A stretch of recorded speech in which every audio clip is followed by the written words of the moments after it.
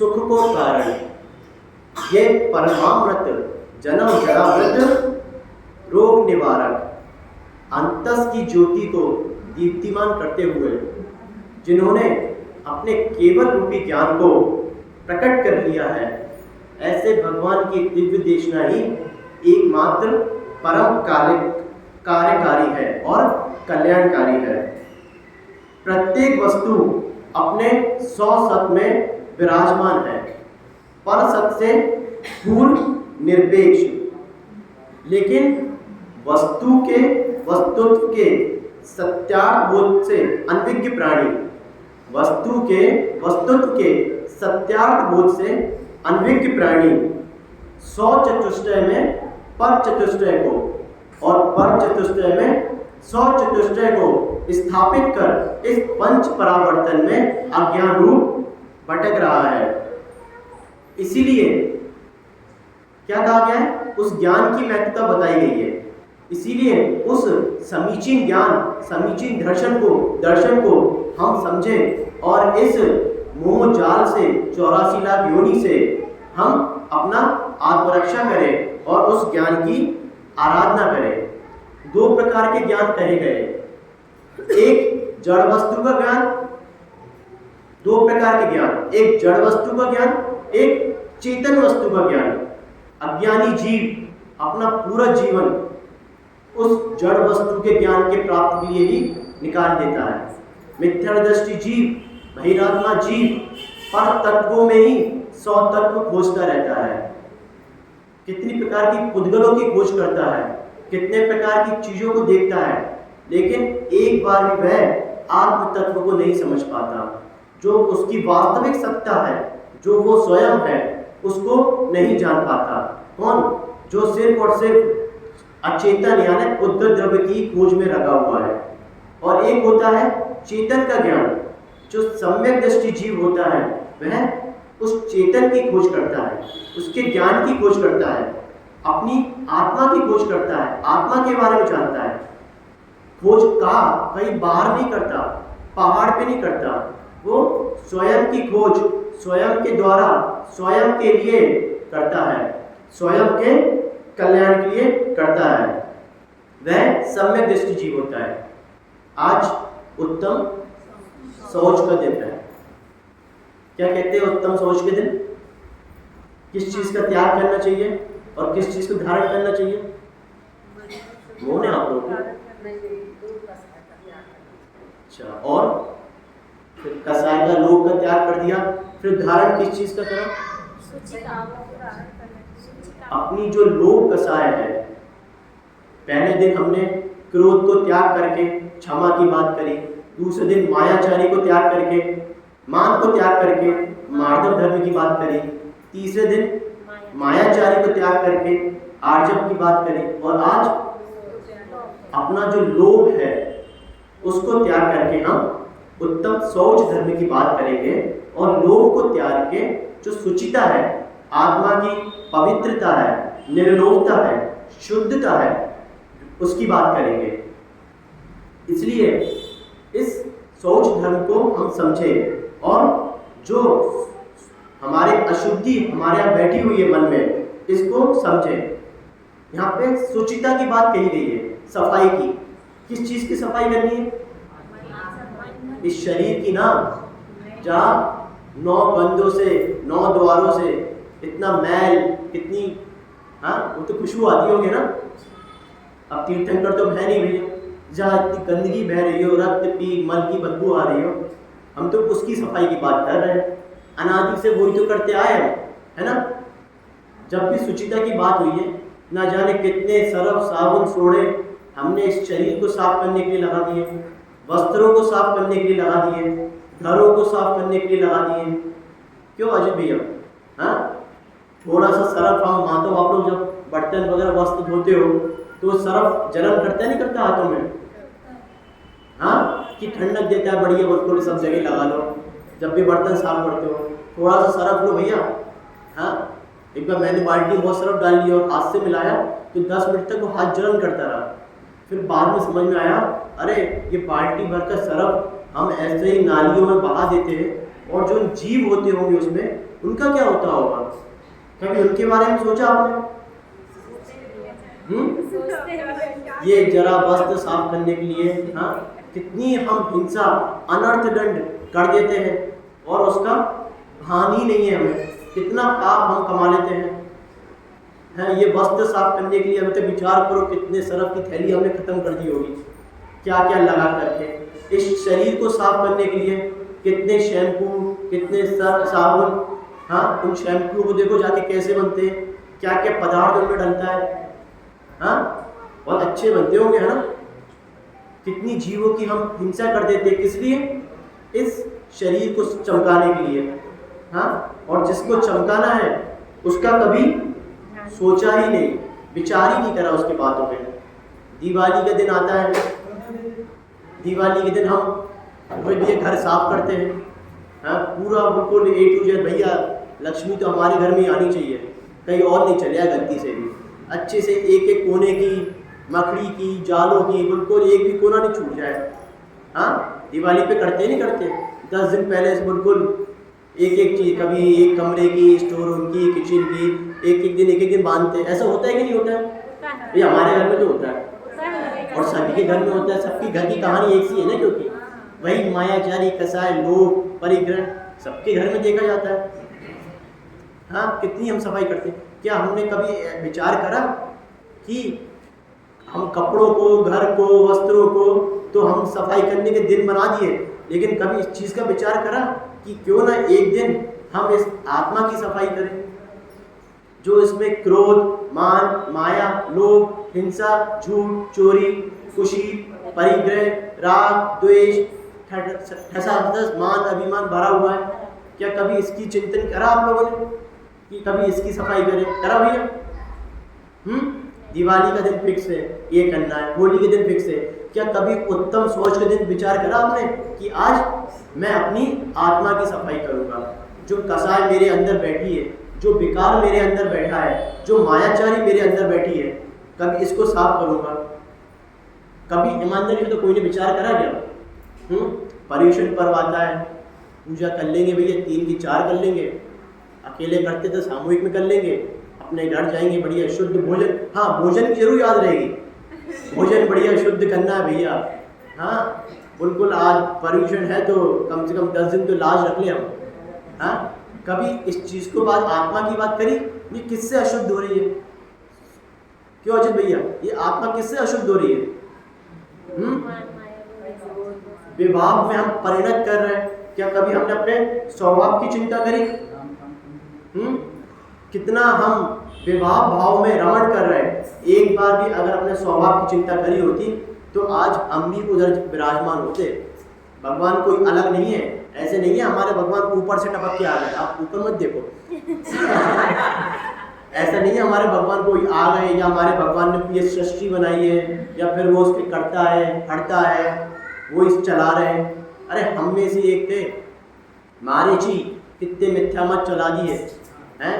भगवान पार्श्वनाथ कितनी हाथी के पर्याय में रहे, जब वो सर्प आगे ढका। भगवान महावीर निगोद की पर्याय में रहे। हाँ वो एक वृक्ष आता है भगवान महावीर को का, उस कितनी पर्याय में, त्रियंचों की, नारकियों की पर्याय में रहे। आने वाले तीर्थंकर भी कहते हैं अभी भैया प्रथम नरक में है। वो हम कोई अलग से नहीं आए, वो हम लोगों के बीच में है, लेकिन उन्होंने तो अपना कल्याण कर लिया। लेकिन क्या हमने अपने कल्याण की सोची कभी? उत्तम शौच का धर्म है। अगर इसी चीज़ पे आज विचार कर ले तो क्यों इसी जन्म से हम अपने मोक्ष का प्राप्ति का एक नींव रख देंगे। जैसे कुछ भी घर निर्माण के लिए एक नींव रखी जाती है ना, ये समझो अगर हमने इसी चीज़ पे विचार कर लिया, भैया देव शास्त्रों का समागम मिला है, सच्चा धर्म मिला है, वीतरागी संत मिले, हितोपदेशी सर्वज्ञ भगवान मिले, इसी भव में अगर हमने अपना कल्याण कर लिया, व्रत धारण कर लिया, तो हम भी उन्हीं की तरह होंगे। वो कोई अलग से नहीं आए, हमारे बीच के थे, हमारे बीच में कहीं रहे होंगे, हमारे कभी मित्र रहे होंगे, कभी हम उनके साथ खेले होंगे। लेकिन अब क्लास होती है ना, जो व्यक्ति टॉपर होता है वो भैया टॉप कर देता है, और जो ढोर होता है फेल हो जाता है। अरे एक ही तो क्लास है, लेकिन एक ने पढ़ा, मेहनत करी, ईमानदारी से पेपर दिया, ईमानदारी से उसने अपना कार्य करा तो उसने टॉप कर दिया। और हम लोग सोते रहे प्रमाद में, अरे जीवन पढ़ाई कर लेंगे, तो इन्हीं 84 लाख योनि में भटक रहे, दुखों को भोग रहे, जरा सा इंद्रिय सुख को सुख मान के बैठे हुए हैं।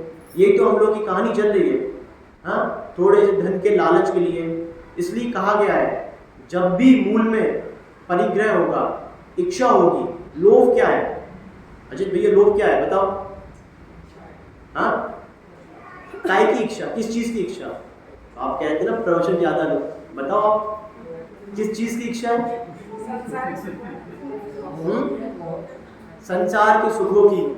अरे इच्छा ही करनी है भैया तो कम से कम मोक्ष के सुख की कर लो। संसार का सुख तो क्या है? उस घी के दीपक की बात ही है, जितना उसमें घी है उतना जलेगा, जितना आपका पुण्य है उतना जलेगा। फिर पानी से जलेगा या घी बुझने के बाद जलेगा क्या? या फिर ये दीपक की अखंड ज्योति है, पूरे पंचपरावर्तन असंख्यात वर्ष तक जलते ही रहेगा? ऐसा है क्या? जितना उसमें दीपक और उसमें घी है उतना ही जल पाएगा भैया। ऐसे ही जितना हमारा पुण्य है उससे तो हम सुख भोग लेंगे, लेकिन फिर वही। और जो मोक्ष का सुख है वो शाश्वत सुख है, किसी पराधीन नहीं है, स्वाधीन है, किसी पर से उत्पन्न नहीं है कि भैया मोबाइल से सुख मिल गया, पति पत्नी ये काम भोग से सुख मिल गया। सुख क्या है? दूसरों से ही तो जो मिल रहा है उसी को सुख मान के बैठे हम। ये इंद्रियों से, ये इंद्रिय हमारी है क्या? है ना, मरने के बाद तो हम इसको लेके जाएंगे। अरे क्यों, इतना बढ़िया शरीर है, इतने समय से नहलाया धुलाया, इतना सरफ सोडा साबुन क्या क्या नहीं खिलाया हमने। पर्यूषण में भी हम बढ़िया बढ़िया चीज़ बनाते हैं, पर्यूषण में भी इसको हमने बहुत अच्छा खिलाया, तो ऊपर तो जाएगा ना हमारे साथ ये। हाँ, जब भैया हमें मालूम है ये शरीर जो 9 द्वार से इसमें गंध बह रही है, ये क्षणिक है, पुद्गल है, पुद्गल में ही मिल जाएगा, 5 तत्वों में ही मिल जाएगा, लेकिन तब भी हम पूरा जीवन इसी के लिए ही निकाल देते हैं। अब प्रश्न है, क्या प्रश्न था? लोभ। लोभ क्यों कर रहे हैं? जब भी मूल में रोहित भैया आकांक्षाएं बैठी होगी, आकांक्षाएं काय काय की? नींद आ रही है? आकांक्षाएं काय काय की?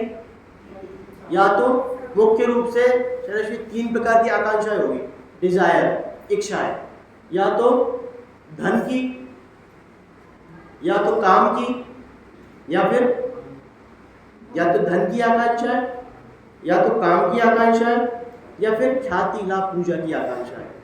मुख्य रूप से पूरा संसार और जीवन व्यक्ति का इन्हीं आकांक्षाओं पे चलता है, क्योंकि धन से सारी वस्तुएं प्राप्त हो जाएगी, स्त्री सुख भी मिल जाएगा भैया, उससे बढ़िया धनवान हो तो सब चीज़ें मिली जाती है उसको। सारे प्रकार की चीज़ें इन 3 पे टिकी हुई है, या तो धन की इच्छा, या तो काम की, या तो ख्याति लाभ पूजा की। पूरा जीवन हम इन्हीं को पाने के लिए, धन कमाने के लिए हम निकाल देते हैं। आचार्य भगवान कह रहे हैं कि अपने निर्लोभ वृत्ति को त्यागे। अपनी जो आप में एक लोभपन जो भरा हुआ है कि भैया ये भी मिल जाए वो भी मिल जाए, इतनी हवस व्यक्ति के अंदर भरी हुई है, इसको त्यागे, उस परिग्रह को त्यागे। परिग्रह किसको कहा गया है? तत्वार्थ सूत्र में पढ़ते, कौन बताएगा? जो सूत्र आया तत्वार्थ सूत्र में, आचार्य उमा स्वामी ने लिखा है परिग्रह के ऊपर। वो परिग्रह क्या है? इसलिए कहते हैं तत्वार्थ सूत्र पढ़े थोड़ा थोड़ा, उसमें सूत्र आया है मूर्छा परिग्रह। तत्वार्थ सूत्र में आया है मूर्छा परिग्रह। अब ये मूर्छा क्या है? जहां भी व्यक्ति का जीव में चाहे चेतन वस्तु पे चाहे अचेतन वस्तु पे ममत्व है, राग है, उससे उसको पाने की संज्ञा है, वह मूर्छा है। चाहे वो वस्तु मिले चाहे नहीं मिले, परिग्रह तो कहलाएगा ही। भले ही हाँ स्त्री सुख भोगने की भावना है, भले वो स्त्री मिले ना मिले, लेकिन वह परिग्रह संज्ञा उसकी है। ऐसे ही शास्त्रों में 24 प्रकार के परिग्रह कहे गए। कितने? आज हमने पूजा भी पढ़ा था, 24 परिग्रह, 24 भेद। हाँ, पूजा तो सबको मालूम होती है, लेकिन 24 परिग्रह कोई को नहीं मालूम होंगे। कौन कौन से 24 परिग्रह कहे गए? उसको दो रूप में विभाजित करा गया। परिग्रह यानी, परिग्रह का मतलब जो भी हमारी लोभ वृत्ति तो है ही, इसलिए परिग्रह लिया गया है। इस परिग्रह को संज्ञा जो भावना रहती है हमारी, 24 प्रकार का परिग्रह कहा गया है। एक अंतरंग परिग्रह और एक बहिरंग परिग्रह। बहिरंग परिग्रह में क्या आता है? हिरण, सुवर्ण, धन, दान, दासी, दास, कोप्य, भांड, इस प्रकार के हिरण, सुवर्ण, धन, दान, इस प्रकार की है क्षेत्र।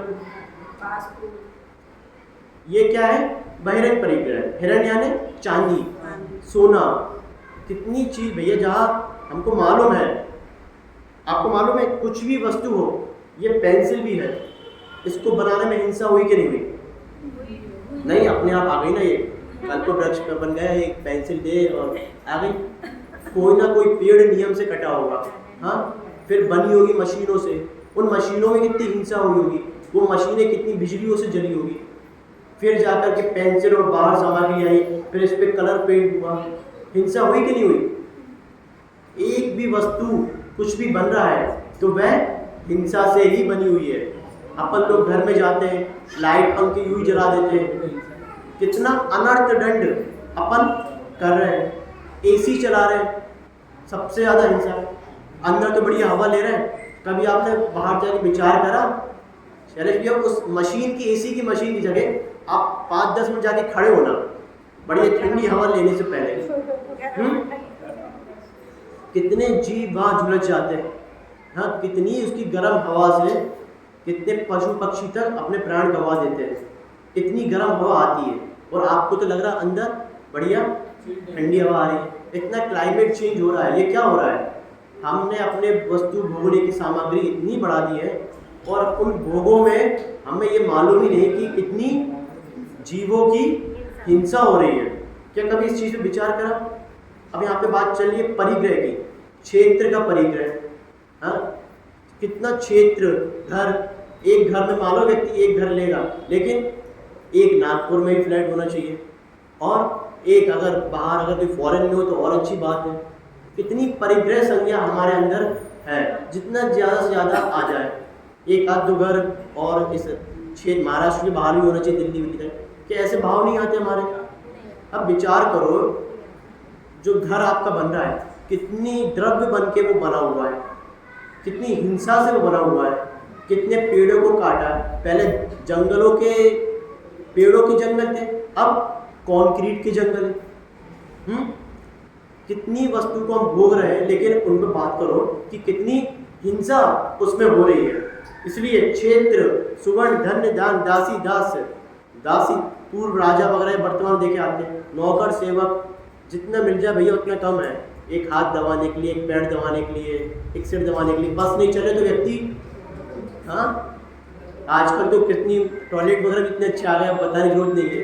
हाँ, सब चीज़ें अपने आप हो जाती है। इसलिए भैया अंत में कह रहे हैं, हमारे शास्त्रों में क्या आया है? परिग्रह प्रमाण को धारण करें। एक वैज्ञानिक दृष्टि से भी देखें, बहुत अच्छी चीज़ आई है। अंतरंग परिग्रह की बात करते हैं हम, तो अंतरंग परिग्रह में क्या आता है?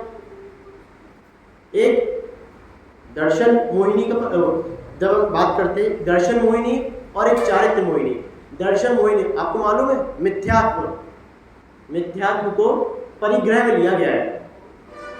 अंतरंग परिग्रह में, दर्शन परिग्रह जो सर्वघाती, सब कुछ नाश कर देती है, वह मिथ्यात्व और सम्यक मिथ्यात्व है। सबसे बड़ा परिग्रह तो ये मिथ्यात्व है। और सम्यक मिथ्यात्व क्या है रजत भैया? जो यहाँ भी सिर झुका रहे हैं, वहाँ भी सिर झुका रहे हैं, चद्दर वगैरह सब चढ़ा रहे हैं, सब जगह वो सिर झुका रहे हैं। जो मिथ्यात्व, सम्यक मिथ्या, उन्हें खुद नहीं मालूम उनकी नौका कहाँ जाएगी। इधर भी अच्छा लग रहा है, उधर भी अच्छा लग रहा है। जिसकी आस्था ही सच्ची नहीं है, जिसका दर्शन ही शुद्ध नहीं है, कभी इधर कभी उधर, वह क्या अपना जीवन में कल्याण कर पाएगा? जो मिथ्या, सम्यक मिथ्या, ये दर्शन मोहिनी के जो सर्वघाती करे, और जो एक देश घात करता है, चारित्र को घात करता है, वह सम्यक प्रकृति है। जैसे अपन ने तत्वार्थ सूत्र में पढ़ा था, चल मत दोष देना, अरे पार्षद भगवान हमारा नाश, हमारे कर्मों को दुख करेंगे। हमें तो सिर्फ पार्षद भगवान ही अच्छे लगते हैं, बाकी के 23 पता नहीं हमें। संडे के दिन तो हम विशेष उन्हीं की पूजा करेंगे, या हमारा दुख तो चंद्र प्रभु भगवान ही दूर करेंगे। ये भी जड़ अपने चारित्र को नाश करने वाली मिथ्या की ही प्रकृति है, इसको समझे। इसीलिए आचार्यों ने एक बहुत बढ़िया परिग्रह प्रमाण व्रत कहा गया है। अरे अजित भैया, अगर आपका जीवन में अगर आपको लगे कि 10 करोड़ से मेरा काम बन जाएगा, तो कम से कम 10 करोड़ का प्रमाण ले लेना भैया, इससे ज़्यादा कमाने की मैं भावना नहीं भाऊंगा। लेकिन होता क्या है, पेट में शैलेश भैया 5 रोटी खा लेगा, 10 रोटी खा लेगा, लेकिन जब भूख लगती है तो सोचता है कि यार सब कुछ मुझे मिल जाए, हजारों रोटी भी मिल जाए, लेकिन भोगने की क्षमता है ही नहीं। इसलिए कम से कम अगर 2 गाड़ियों से काम चल जाए तो 2 गाड़ी ले लो भैया, 10 गाड़ी से काम चल जाए तो 10 गाड़ी का परिग्रह प्रमाण बांध लो, लेकिन एक सीमा तो बांध लो। हाँ, एक सीमा तो बांध लो कम से कम भैया। हाँ, वस्त्रों का अपने कवर्ट को खोलो, कितनी साड़ी, कितनी ज्वेलरी, परिग्रह बने हुए। हाँ, तो वास्तविकता में परिग्रह बने हुए हमारे, हमने क्या परिग्रह प्रमाणित करें? अरे ऐसे ऐसे भैया लोग हैं जो भैया ने नियम ले रखे भैया कि मेरे तो 3-16 ही रहेंगे, मैं इतना ही क्षेत्र का परिग्रह, कि भैया जब मुझे मालूम है कि भारत के देश के बाहर जाना ही नहीं है, तो क्यों ना नियम ले ले भैया कि मेरा इस भारत देश के बाहर जाने का त्याग, क्यों फालतू में व्यर्थ का आश्रय करे। अगर घर में बिजली जल रही है तो मीटर तो बढ़ेगा ना, बढ़ेगा कि नहीं बढ़ेगा? अब जब बिजली की जरूरत ही नहीं है, अगर लाइट की जरूरत ही नहीं है, तो क्यों ना उस खटके को बंद कर दे। ऐसे ही इसी प्रकार से भैया, जब हमारा 10 गाड़ियों से 10 करोड़ से काम चल जाएगा, मैक्सिमम मामला मैक्सिमम, तो क्यों ना भैया हम अरबों खरबों कमाने का विचार करें, पुण्य फालतू का कर्माश्रय करें। इसलिए अपनी एक सीमा को निर्धारित करें और कम से कम एक बात का विशेष ध्यान रखें। परिग्रह प्रमाण व्रत की बात कर रहे हैं कि मैं जितना भी कमाऊं, अब आगे बात करें आयु में भी परिग्रह प्रमाण बांध दें। इसलिए हम सोचते हैं भैया कि कम से कम एक नियम ये ले कि मैंने जीवन भर करा है, ऐसा परिग्रह मान लें कि भैया मैं 60 साल तक करूंगा, लेकिन उसके बाद अपना आत्म कल्याण करूंगा। क्या मेरा जीवन इसलिए है कि बच्चों में, बहुओं में, इनमें पूरा गवा दूं? कम से कम इतने नियम मान लो भैया। 50-55 साल के हो गए सारे भैया, पूरा जीवन मैंने क्या करा है? दूसरों की सेवा ही करता रहूं, दूसरों के लिए ही करता रहूं, और कितना भी दूसरों के लिए कुछ कर लूं, एक बात आखिरी में सुनने को जरूर मिलती है, तुमने करा क्या अभी तक? सबकी घर घर की कहानी है। इसलिए भैया दूसरों के लिए तो अनादि से करा है, ना जाने कब तक से कर रहे हैं, एक पर्याय मिली है, इसमें अपना कल्याण कर लूँ मैं, लेकिन वो भी हमसे नहीं होता। कितने लोग, कितने पाप हम इस शौच धर्म के अभाव में कर देते हैं और अपना दुर्गति को प्राप्त होते हैं। इसलिए इन आकांक्षाओं को शांत करें। वैराग्य भावना में एक बहुत अच्छी भावना आती है कि देह अपावन अथिर गिनावन, या में सार न कोई, सागर से जल को शुचि कीजे तो भी शुद्ध ना होएगी। इसका मतलब क्या हुआ? ये देह जो हास, मान, पी, मल, मूत्र से भरी हुई है, इसको चाहे आप क्षीर सागर के जल से साफ कर लो, चाहे शुद्ध गंगा का लिया हो, चाहे आपका आरओ का, प्यूरिफाई का, इन सब का लिया हो, क्या इससे साफ होगा? क्या इसका मैल साफ होगा? जो गंदगी इसमें भरी है वो साफ होगी? रक्त, मीट, पीप, खून नहीं।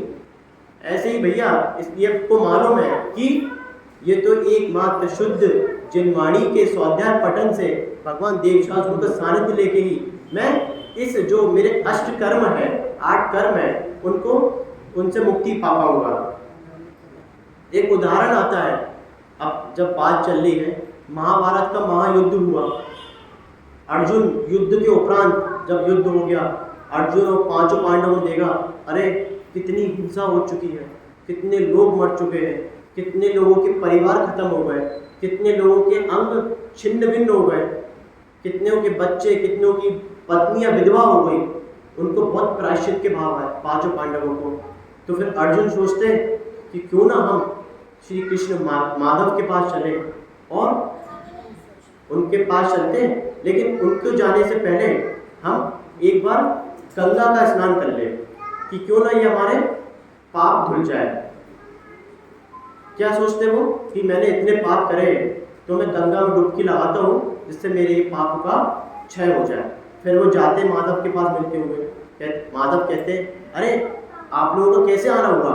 वो कहते हे माधव, इस युद्ध में हमने कितनों को मार दिया, अपने सबों को भी मार दिया, यहाँ तक कि भीष्म पिता जो हमारे पिता के तुल्य थे उन तक को मैंने अपने वाण से भेज दिया। मुझे बहुत ही पश्चाताप है, इसलिए मैं चाहता हूँ कि मैं गंगा में जाकर के स्नान करूँ और इस पापों को धोऊं। अब श्री कृष्ण तो समझदार थे ही, उनको युक्ति सूझी। उन्होंने कहा अर्जुन से, हे अर्जुन, तुम जा तो रहे हो, अच्छी बात है, लेकिन मेरा एक काम कर देना। अर्जुन कहता माधव बोलिए, मेरा तो जीवन आपके लिए है। श्री कृष्ण कहते हैं ये लो, ये एक कड़वी तुमड़ी है। क्या है? कड़वी तुमड़ी है, तुम इसको जाना। अब तुम तो नहा ही रहे हो, सागर में डुबकी लगाओगे तो इसको भी नला देना। अर्जुन जाते, पांचों पांडव जाते, बढ़िया सागर में बढ़िया नमस्कार करके डुबकी लगाते 7 बार 10 बार। और फिर वो जो लौकी कड़वी तुमड़ी थी, कहते अरे तो श्री कृष्ण ने दी है भैया, इसको तो 108 बार डुबकी लगाओ। ये माधव ने दी है, वो तो हमारे सबसे परम मित्र हैं। 108 बार उसको लौकी को उसकी डुबकी लगवाते, स्नान करवाते, वापस लौटते। फिर श्री कृष्ण से उनकी मुलाकात होती। श्री कृष्ण देख के बहुत प्रसन्न हुए कि वापस भैया ये तो अब पाप शुद्ध होकर के आए, बिल्कुल नहा धो करके बिल्कुल डुबकी अपने कर्मों को छोड़ के आए। अर्जुन कहते श्री कृष्ण से, फिर श्री कृष्ण कहते अर्जुन याद है मैंने तुम्हें एक लौकी दी थी, कड़वी तुमड़ी दी थी, वो लेकर के आए? कहने लगे हाँ माधव, आपने काम दिया और मैं ना करूँ, ऐसा हो सकता है क्या? ये लिखिए, इसको तो हमने 108 बार डुबकी लगवाई है। श्री कृष्ण बड़े खुश होते हैं। फिर कहते हैं अरे अब आप आ ही गए हो तो थोड़ा भोजन करके जाना। ठीक है भैया, माधव कह रहे हैं भोजन करके जाओ, उनकी बात को कौन टाल सकता है। पांचों पांडव बैठ जाते और जैसे ही खाने को बैठते, बढ़िया फुलके और बढ़िया लौकी का साग। जैसे ही अर्जुन उस लौकी का जैसे ही सेवन करता, पूरा अंदर का और बाहर निकल आता। कहता अर्जुन कहते हे माधव, ये लौकी तो इतनी कड़वी है, हम कैसे इसका सेवन करें? श्री कृष्ण कहते देखो अर्जुन, तुमने इस लौकी को 108 बार गंगा में स्नान करवाया, तब भी इसका कड़वापन नहीं गया, तब भी इसका स्वभाव नहीं गया, ये तो कड़वी की कड़वी है। उसी प्रकार चाहे तुम गंगा में, चाहे क्षीर सागर में, चाहे कोई से भी पर्वत में जाकर के किसी भी वस्तु से कितना भी शुद्ध होने का कोशिश करो, लेकिन जो कर्म का बंध करा है वो तो रहेगा ही, उसको भोगना पड़ेगा ही। इसलिए ये देह किसी वस्तु से साफ नहीं होगी, ये तो एकमात्र शुद्ध ज्ञान, शुद्ध दर्शन, शुद्ध चेतना का आलम्बन लेके ही होगी, सच्चे देवशास्त्र गुरु का सानिध्य लेके ही होगी, सच्चे तप करके ही, त्याग करके ही उन कर्मों की निर्जरा होगी। इसलिए हम उस सुचिता धर्म को समझे। और जैसा भगवान महावीर ने कहा है, भगवान महावीर ने क्या कहा है? किंचित मात्र भी हमारा नहीं है। क्या कहा है? 3 बातें आती है। भगवान महावीर कह रहे भैया परमाणु मात्र भी हे जीव तेरा नहीं है, तू कुछ नहीं लेके आया था, ना ही कुछ लेके जाएगा। किंचित मात्र भी, ना मेरा कुछ रहा ना तेरा कुछ रहा। अब श्री राम कहते हे भरतेश, मुझे तो सत्य का भान हो गया, इस जगती पे मेरा तो कुछ नहीं है, ये राजपाट तो तुम ही रख लो। श्री राम ने कहा भैया मेरा तो कुछ नहीं है, जो मेरा है वो भी अब तेरा। पांडवों ने क्या कहा? मेरा तो मेरे, पांडवों ने, दुर्योधन ने क्या कहा? जो मेरा तो मेरा है और जो तेरा है वो भी मेरा है। कम से कम भैया भगवान महावीर की नहीं सोच पा रहे अगर उनकी बात नहीं मान रहे तो श्री राम की सुन लो, भैया मेरा तो कुछ नहीं है। लेकिन होता क्या है, हम लोग तेरा तो तेरा है, मेरा तो मेरा है, तेरा भी मेरा, इस प्रकार की हम मान्यता बना के बैठे हुए हैं।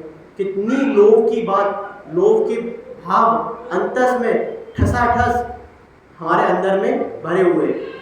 इंग्लिश में एक कहावत आती है, there is enough for man's need but not man's greed. इस संसार में व्यक्ति की जरूरत के लिए पर्याप्त है, लेकिन उनके लालच के लिए नहीं। पूरे साधन हमको पर्याप्त मिले भोगने के लिए, लेकिन जहाँ लालच है वहाँ उसकी कोई सीमा नहीं है। इसलिए हम वस्तु स्वरूप का विचार करें, 12 भावनाओं का विचार करें, अपने एकत्व रूप का विचार करें। पूजा में हम जयमाला पढ़ते, पंचपरमेष्ठी की पूजा में पढ़ा हमने जयमाला में क्या पढ़ा, मैं एकाकी एकत्व लिए सब ही आते, तन धन को साथी समझाता, पर वह भी छोड़ चले जाते, मेरे न हुए न मैं इनसे, अति भिन्न अखंड निराला हूँ, के अन्यत्व लिए निज समरस पीने वाला हूँ। क्या कहा गया, मैं एकाकी हूँ, एक था, एक ही रहूंगा, हाँ पर नहीं हूँ ना पर जड़ दूंगा। अरे मेरी सत्ता स्वाधीन है, इस बात को समझे। 12 भावनाओं में हम क्या पढ़ते हैं, आप अकेला मरे अकेला, ना कहो इस जीव का साथी सगाना कोई। पढ़ने में तो सब आता है, लेकिन कभी भी हमने इन चीजों का विचार करा, कभी भी उस शुचिता, उस शौच धर्म का विचार करा क्या भैया? अगर एक बार भी हमने इस लोभ वृत्ति का विचार करा होगा, इस लोभ के परिणाम को सोचा होगा, तो हमने इस संसार में भटक नहीं रहे होते। लोभ का मुख्य कारण क्या बताया गया है? तत्वार्थ सूत्र में नरक का कारण बताया गया है। नरक सूत्र क्या आता है, नरक गति का बंध कैसे होता है? अपन तत्वार्थ सूत्र की बात कर रहे हैं। एक सूत्र पढ़ते हैं, माया 13 गुणस्य, मायाचारी से तिरंज गति का बंध होता है। और नरक गति का बंध कैसे होता है? बहु आरंभ परिग्रह नारकस्य, बहुत आरंभ परिग्रह करने से, बहुत द्रव्यों का संचय करने से नरक गति का बंध होता है। आरंभ यानी दूसरों को पीड़ा देने से, परिग्रह यानी द्रव्यों को संचय करने से नरक गति का बंध होता है। इसलिए ऐसी नरक गति का बंध ना करना हो भैया, तो परिग्रह प्रमाण को धारण करें, इस सुचिता धर्म को धारण करें।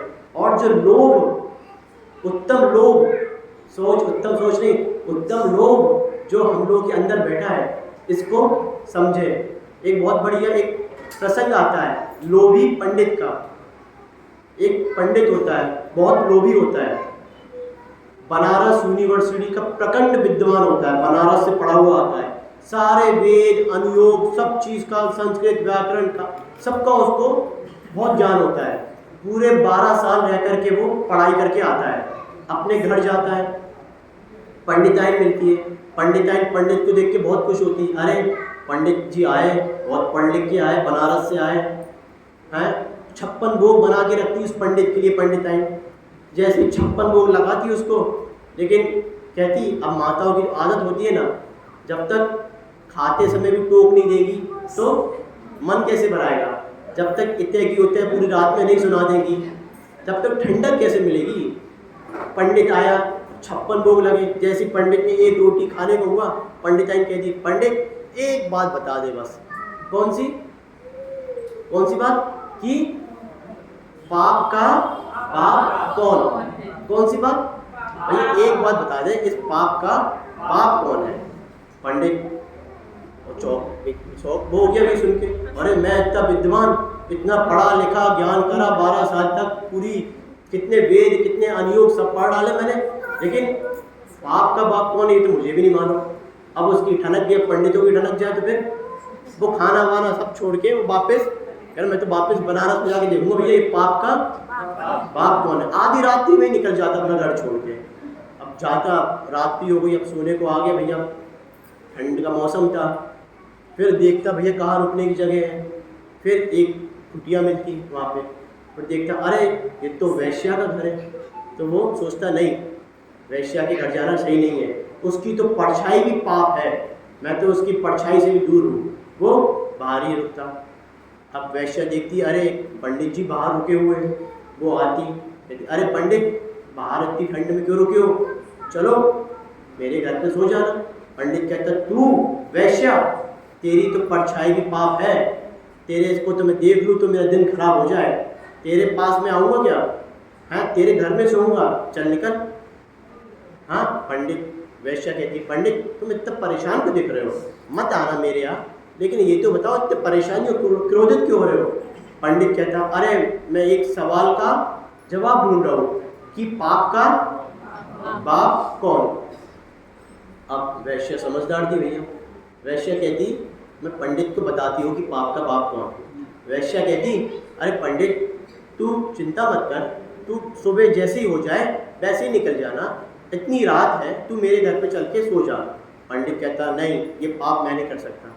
वैश्या क्या करती, एक चांदी की पुटरिया, भरी चांदी की पुटरिया उस पंडित को दिखाती। पंडित तो लोभी था ही, पंडित को दिखाती और कहती पंडित देख शुद्ध चांदी है एकदम, सिर्फ तेरे लिए लाई हूँ, बस तू आज इस ठंड में मत सो, मेरे घर पे चल के सो जा। पंडित लोभी तो पंडित कहता मैं बहुत सोचता, फिर कहता अरे चांदी की पुटरिया तो मिल रही है, एक रात ही तो निकालना है, और वैसे भी इस ठंड में कौन सोएगा, मैं तो सोच ही रहा था कहीं मिल जाए जगह।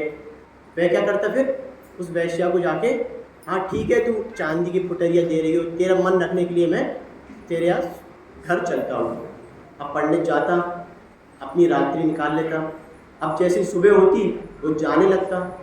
वैश्या कहती अरे पंडित तू तो जा रहा है, भूखा पेट जाएगा क्या, तू कम से कम खाना खा कर चले जाना। पंडित की सनक गई, मैं वैश्या तेरे घर का पानी नहीं पीऊँ और तेरे यहाँ पे खाना खाऊंगा क्या मैं, ऐसा असंभव, 3 काल में भी ऐसा नहीं हो सकता कि मैं तेरे घर का भोजन कर लूँ। वैश्या कहती अरे पंडित तुम इतना क्रोधित क्यों जाते हो, ठंडक रखो।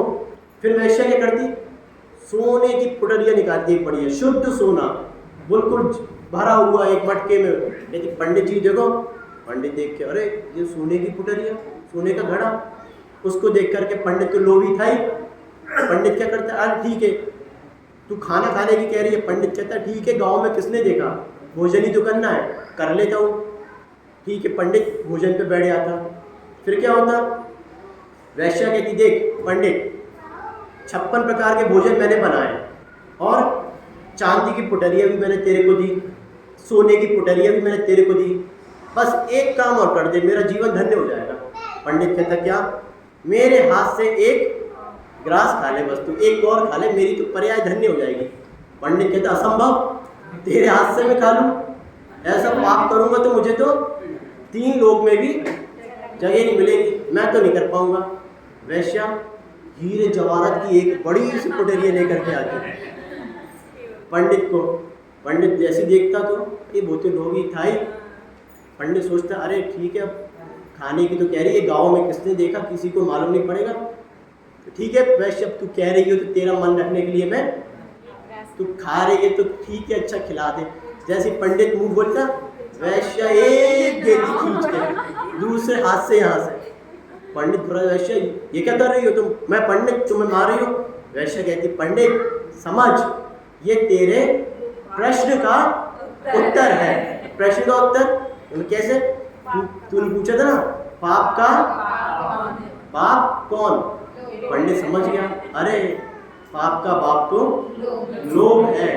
अपन ने पूजा में ही पढ़ा, क्या पढ़ा, लोभ पाप का बाप बताना।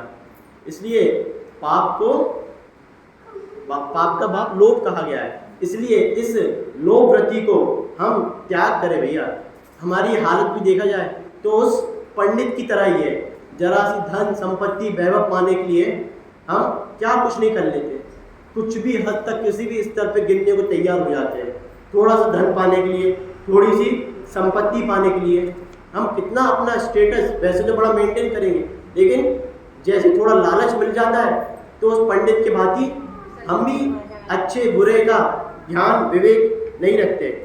इसलिए अपनी इच्छाओं को विराम दे, धन की इच्छा, काम की इच्छा, ख्याति की इच्छा, क्योंकि जब भी मूल में इच्छाएं बैठी होगी, जीव उस पंडित के भांति ही दिखाई देगा। हम भी उस पंडित की भांति ही है जो धन संपत्ति के लिए कुछ भी करने को तैयार हो जाते हैं। इसलिए इस परिग्रह को त्यागे, परिग्रह प्रमाण व्रत को धारण करें। अगर 10 गाड़ियों से, पुनः कहता हूँ, 10 करोड़ से काम चल जाएगा तो भैया एक सीमा बांध ले कि इससे ज़्यादा मैं पाप नहीं करूँगा, भावना नहीं भाऊंगा। इस प्रकार का परिग्रह व्रत प्रमाण धारण करें। सुखमय जीवन जीना हो रोहित भैया तो दूसरे को सुख की या दूसरे की ज़्यादा चिंता नहीं करें। हम दूसरे की ज़्यादा सोचते हैं, अरे धन संपत्ति संग्रह करते खुद के लिए रहे, लेकिन मायाचारी क्या करते हैं, अरे बच्चों के लिए कमा रहे हैं, अब उनको भी तो हमें ही देखना है, उनका जीवन भी तो हमें ही पालना है। ऐसा नहीं करते क्या? हाँ, बच्चों को तो पालते, सही है। ऐसा कहते हैं, पूत सपूत तो क्यों, और अगर पूत कपूत क्यों धन संचय। अगर पूत सपूत है तो भैया वो तो खुद ही उसका पुण्य आत्मा वो खुद कमा लेगा, और अगर पूत कपूत है, नालायक है, तो फिर तो कितना भी कमा लो, पालन पोषण करना है तब तक तो कमाना ही पड़ेगा ना, जब वो कमाएंगे। वैसे देखा जाए ना तो ये मिथ्या धारणा ही हमारे मन में बैठी हुई है। ये कर्तव्य भाव बैठा हुआ है कि हम एक दूसरे के कर्तव्य बैठे, हमें लगता है कि हम इसको नहीं पालेंगे तो इसका जीवन कैसे चलेगा। श्री कृष्ण का जन्म वैसे तो जेल में हुआ, लेकिन उनका पूर्ण आयु एक बड़े महाराजा बन के बीता। अपन को लगता है कि अपन कर्तव्य है। हाँ, एक शिशु भी जन्म लेता है तो माँ के आंचल में अपने आप दुग्ध आ जाता है। सबका अपना अपना पुण्य है। आपको लग रहा है मैं करता हूँ, एक कहानी आती है, वो इसी बहन में बैठा होता था कि मैं नहीं करूँगा तो कौन कमाएगा। साधु के पास जाता, साधु समझदार है, वो कहते तू एक काम कर, एक 15-20 दिन के लिए अपने घर मत जा और ऐसी खबर उड़ा दे कि तू मर चुका है। कहता अरे मैं ऐसे बोल लूँगा तो मेरी तो पत्नी मर जाएगी, मेरे तो बीवी बच्चे भूखे मर जाएंगे। कहने लगा तू रोक, तू 15-20 दिन तक कुछ मत कर, यहीं रहे, तू तो बस इस बात को कह दे कि तू मर चुका है। लेकिन उसको चैन नहीं पड़ा, वो तो छुपके से आधी रात में चौथे-पाँचवें दिन ही चला गया, 5वें-6ठे दिन ही वहाँ पे जाके चला गया। जैसे ही वो देखता जा कर के, बीवी तो बढ़िया 56 भोग में बढ़िया अपने ऐशो आराम से जी रही है, बच्चे अपना जी रहे हैं बढ़िया आराम से, सब सुख संपत्ति, ऐसा कुछ पता ही नहीं। एक फोटो लगी हुई है जहाँ पे उसकी माला चढ़ा दी। अपन को लगता है भैया ये कर्तव्य भाव है कि एक दूसरे के हम करता है, इनका जीवन हमारे आधीन ही चल रहा है, लेकिन ऐसा कुछ भी नहीं है। प्रत्येक जीव का खुद का स्वयं का पुण्य है, वो लेके आया है, और वैसी वस्तु का भोग उपभोग उसको अपने पुण्य द्रव्य से ही मिलता है। इसलिए इस मिथ्यात्व को त्याग करें कि हम किसी के करता है, किसी प्रकार की इच्छाएं जो हमारे मन में बैठी हुई है उसको समझें। अगर मोक्ष जाने की भी इच्छा है तो मोक्ष नहीं मिलेगा। इसलिए जो इच्छा है, आकांक्षा है, इसको त्याग करके संतोष, सेटिस्फैक्शन को धारण करें। अभी हमने सहज जीवन पढ़ा, जैसा सहज जीवन है उसी को जिए, मायाचारी शून्य, कसाई शून्य होकर के। जैसा हम एक बंद कमरे में अपने आप में हैं, वैसे ही हम दूसरे को जिए। लेकिन कितने कितने खोटे परिणाम हम अपने कर लेते हैं अपने ही सगे संबंधियों के बारे में। इस लोभ ने, कसाय ने, मायाचारी ने, क्रोध ने, काम विकार ने कैसे कैसे विचार अपनों संबंधियों के बारे में कर लिए। अगर वही विचार भैया, एक दर्पण, ऊपर तो एक कांच लगा है, एक दर्पण ऐसा भी हो सामने भी कांच लगा है, वो अपनी शकल तो दिखा देगा, लेकिन एक दर्पण अगर ऐसा हो जो अपने परिणाम को दिखा दे तो व्यक्ति स्वयं की शकल स्वयं से नहीं देख पाएगा। ऐसे ऐसे खोटे परिणाम काम विकार क्रोध मान के वो कर चुका है। इसलिए सहज जीवन जिए। जैसे हम बाहर है वैसे ही अंतस में रहे। इस परिग्रह व्रत को समझे, मूर्छा जो परिग्रह है उसको समझे और उत्तम सुचिता धर्म को धारण करे। और जो लोभ वृत्ति है, लोभ, उसका त्याग करे। ऐसा कहते हैं जो लोभी व्यक्ति होता है वो शैलेश में बिजुका का समान होता है। बिजुका समझते क्या होता है? शैलेश में बिजुका क्या होता है? जो खेत में ऐसा खड़ा होता है ना, स्टैचू टाइप का। तो लोभी व्यक्ति भी उस बिजुका के समान है, जो ना खुद खाता है ना वो चिड़ियों को खाने देता है। ऐसे ही जो लोभी व्यक्ति है, जो ना खुद भोग पाएगा ना दूसरों को भोग पाएगा। एक शैलेश भैया, आप शायद समझो, अभी कुछ दिन पहले पढ़ने में आया था, कोरोना के बाद जितने भी स्टॉक मार्केट और इन्वेस्टमेंट वगैरह के होते हैं ना, तो उसमें एक कंपनी थी जिरोदा करके, जहाँ पे स्टॉक में इन्वेस्टमेंट होता था। तो उसने बताया कि लगभग 12,000 करोड़, कुछ करोड़ों की संख्या में द्रव्य पड़ा हुआ है जिसको कोई क्लेम करने वाला ही नहीं है, जिसको कोई लेने वाला ही नहीं है। एक बैंक की रिपोर्ट आई, उसमें कम से कम ऐसा बता रही थी कि 500 करोड़ लगभग पड़ा हुआ है कि उसको कोई लेने वाला ही नहीं है। तो ये कौन थे? जो ना खुद भोग पाए ना दूसरों को भोग पाए, और कम से कम कोई नॉमिनी बना देते, उनको मिल जाता। वो बिजुका के समान है, ना खुद जीवन भर खा पाए ना जो धन है उसका दो ही उपयोग होगा, या तो भोग लो, या तो दान कर दो, या फिर नष्ट हो जाएगा। जो भाई आपके पास धन है, या तो उसका भोग भोगोगे, या तो दान करोगे, और भोग भी नहीं भोगा, दान भी नहीं करा, तो क्या होगा? नष्ट हो जाएगा। इसलिए भैया कम से कम भोग भी नहीं भोग पा रहे, दान भी नहीं कर पा रहे, तो आप तो उस बिजुका से भी गए बीते हो। वो तो असंगी है, कम से कम आप तो संगी हो, कम से कम उसका दान ही कर दो। इसलिए ऐसा कहते हैं शैलेश भैया, क्या कहते हैं? व्यक्ति जितना धन संचय कर लेता है शैलेश भैया, जितना आपने कमाया है उसका अगर आधा भी भोग लो ना, तो बहुत समझना, जितना हम कमा लेते हैं उसका आधा भी नहीं भोग पाते। लेकिन हवस इतनी भरी हुई है कि पूरी पृथ्वी के जितने पदार्थ है वो मुझे ही मिल जाए, इतनी भोग भावना भरी हुई है हमारे यहाँ, और आधा भी नहीं भोग पाते। कोरोना में कैसा देखा नहीं हमने, अच्छे लोग चले गए, जो आज बढ़िया मिल रहे थे, पता चला कल राम नाम सत्य है, अरिहंत नाम सत्य है। कितने जीव जो दान भी नहीं कर पाए भैया, और जो उनके पास था वो अपने पुत्रों को भी नहीं दे पाए, उस बिजुका के समान। इसलिए इस उत्तम शौच धर्म को समझे, और जो बहु आरंभ परिग्रह है जिससे नरक गति का बंध होता है, उस अल्प बहु आरंभ को छोड़ करके परिग्रह प्रमाण व्रत को धारण करें, और अपनी जो आत्मा है जो मैली हो रही है कसाई क्रोध से, उसकी शुद्धता पर विचार करें, सुचिता पर विचार करें, पवित्रता पर विचार करें। हम कितना द्रव्य संचय करके शरीर को निला रहे हैं, लेकिन एक ना एक दिन इसको उस शमशान में राख ही हो जाना है।